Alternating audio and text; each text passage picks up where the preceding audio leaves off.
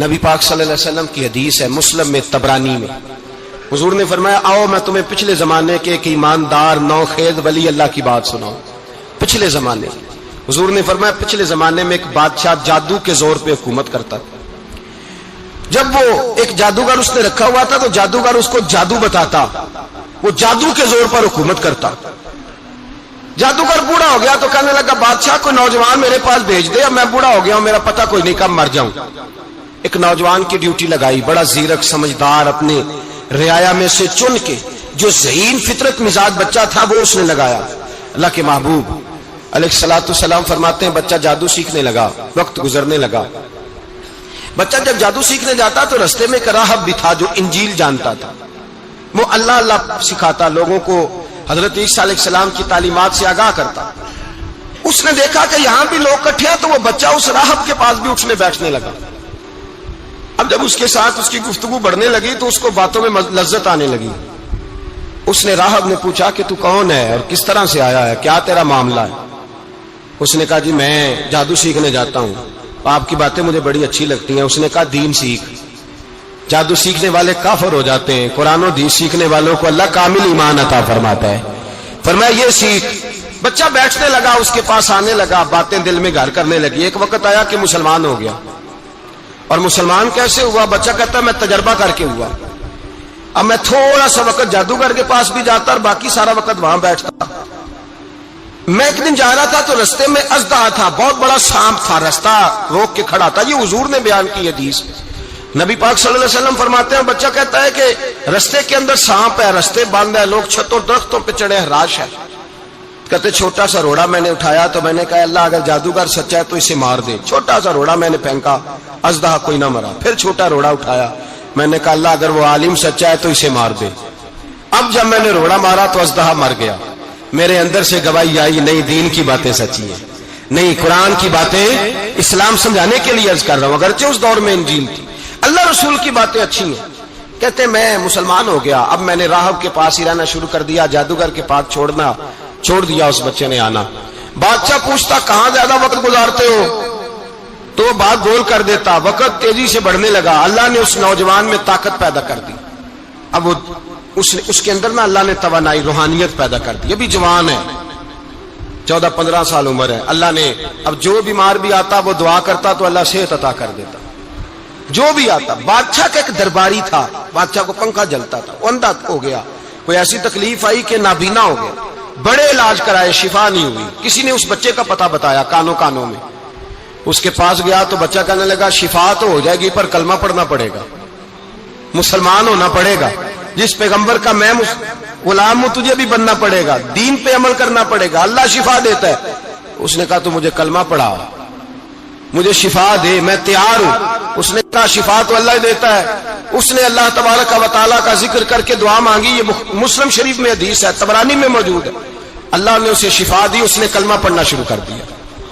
یہاں ایک نقطہ لکھا ہے ہمارے علماء نے، کہتے ہیں جب اللہ ولایت عطا کرتا ہے نا تو یہ سفید بالوں والے کا حصہ نہیں ہوتی۔ اگر جوانی میں کوئی آدمی توبہ کر کے تصوف کے راستے پہ چلتا ہے تو سب سے زیادہ ولایت اللہ اسے عطا فرماتا ہے، سب سے زیادہ ولایت اس کے پاس ہوتی ہے۔ ابھی اس کے بال کالے ہیں، چڑھتی جوانی ہے، دعا کی تو اللہ نے، اور حدیث پاک میں موجود ہے کوڑے آتے تو شفا یاب ہو جاتے، اندھے آتے تو شفا یاب، برس والے آتے تو اللہ سے دے۔ جوان ہے، بادشاہ کے پاس وہ واپس گیا، وہ جو آدمی جس کی آنکھیں ٹھیک ہوئی تھی۔ بادشاہ نے پوچھا کہ کیسے شفا ملی؟ تو کہنے لگا میرے رب نے شفا دی ہے۔ بادشاہ سجدے کراتا تھا، اپنے آپ کو منواتا تھا معاذ اللہ، کہنے لگا میرے علاوہ کون رب ہے؟ اس نے کہا وہی رب ہے جس نے تجھے پیدا کیا ہے، اور وہی رب ہے جس نے مجھے اندھے کو آنکھیں دی ہیں، وہی ہے میرا مالک۔ کہا اچھا تو مجھے نہیں مانتا؟ کہا نہیں میں اپنے رب کو مانتا ہوں۔ بادشاہ نے اسے سزا دی، ستایا، اس نے بچے کا پتہ بتایا، پھر بچے کو بلا کے ستایا تو اس راہب کا پتہ بتایا، راہب بھی قتل ہو گیا، نابینا بھی قتل ہو گیا۔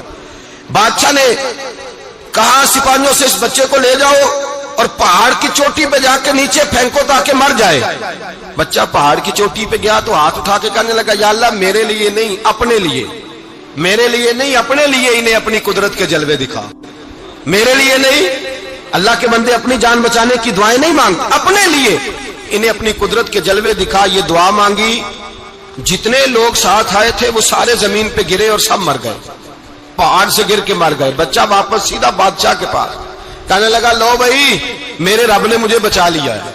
جوان کا ایمان دیکھو، میرے رب نے مجھے، بولو میرے اللہ نے مجھے ایمان کی گواہی دے رہا ہے، میں بچ گیا ہوں، تو جھوٹا ہے، میرا رب سچا ہے۔ اس نے کہا لے جاؤ اس کو دریا میں، کشتی میں بٹھاؤ، بیچ دریا کے جا کے دھکا دے دو۔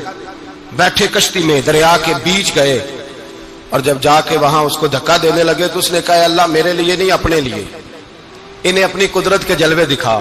بس ایک طوفان سا آیا، جتنے سپاہی ساتھ آئے تھے ڈوب کے مر گئے۔ وہ بچہ اٹھا اور سیدھا پھر بادشاہ کے پاس، اسی کے پاس کہنے لگا لو بھائی میرے رب نے مجھے بچا لیا ہے، تیرے پاس آیا ہوں۔ وہ کہنے لگا تو کیا مصیبت میرے گلے پڑ گئی ہے، کیسے جان چھوٹے گی؟ تو بچہ کہنے لگا اگر تو مجھے باندھے درخت کے ساتھ اور سارے ملک کو بلائے، لوگوں کو اکٹھا کرے، پھر تو مجھے تیر مارنا، میں تجھے بتاؤں گا کیسے مارنا ہے، میں مر جاؤں گا۔ اللہ کا بندہ نوجوان، ایمان دیکھو، مرنے کے طریقے بتا رہا ہے، میں تجھے بتاؤں گا میں کیسے مروں گا۔ یہ بات کہی، بادشاہ نے سارا مجمع جمع کیا، ملک سارا باہر آ گیا، درخت کے ساتھ باندھ دیا۔ کہنے لگا بھائی لوگوں یہ مجھے مارنا چاہتا تھا، مار نہیں سکا، اب میں اسے بتانے لگا ہوں کہ میں کیسے مروں گا۔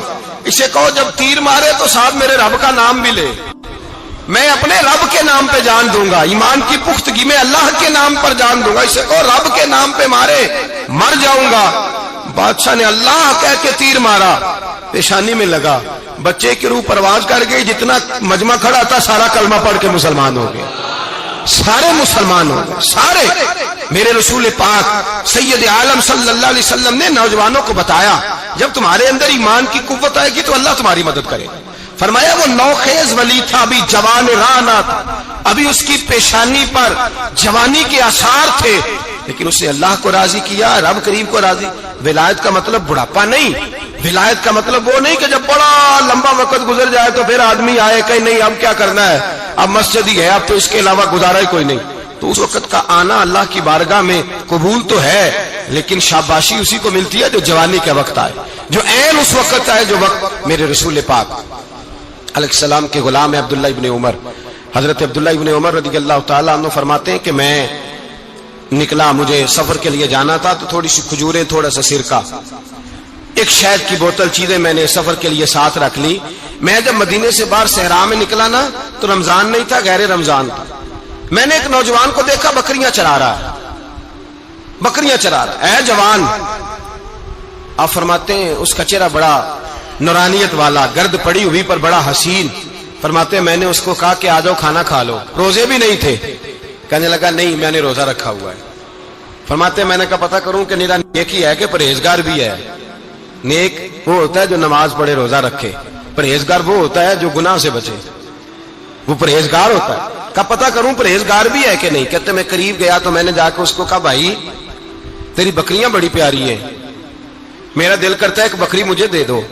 کہتے وہ جوان، غربت بھی، پریشانی بھی، پر دامان توکل کی یہ خوبی ہے کہ اس پر پابند لگے ہوتے ہیں، دھبے نہیں ہوتے، غربت ہے۔ کہا جناب ایک بکری دے دو۔ آنے لگا جناب بکریاں میری نہیں، بکریوں کا مالک کوئی اور ہے۔ کہتے میں نے آزمانے کے لیے کہا کہ بکریوں کے مالک کو کہنا ایک بکری بھیڑیا لے گیا ہے، کہہ دینا بھیڑیا لے گیا ہے۔ تو کہتے اس نے میری طرف دیکھا، گرد سے اس کے بال اٹے ہوئے، آنکھوں میں روشنی، چہرے پہ اطمینان، لب و لہجے میں ایمان کی طاقت، نوجوان۔ کہنے لگا حضور بکریوں کے مالک کو تو کہہ دوں گا بھیڑیا لے گیا ہے، جب عرش کا مالک پوچھے گا تو کیا جواب دوں گا، اللہ کو کیا جواب دوں گا؟ کہتے ہیں میں کانپنے لگا، اس کی بات سن کے واپس آیا، جو کام نکلا تھا وہ چھوڑا، واپس لوٹ آیا۔ میں نے پتہ کیا کس کا غلام ہے، پتہ چلا فلاں آدمی کا ہے۔ کہتے میں نے پہلے غلام خریدا، پھر پتہ کیا تیرے پاس بکریاں کتنی ہیں؟ اس نے کہا 400۔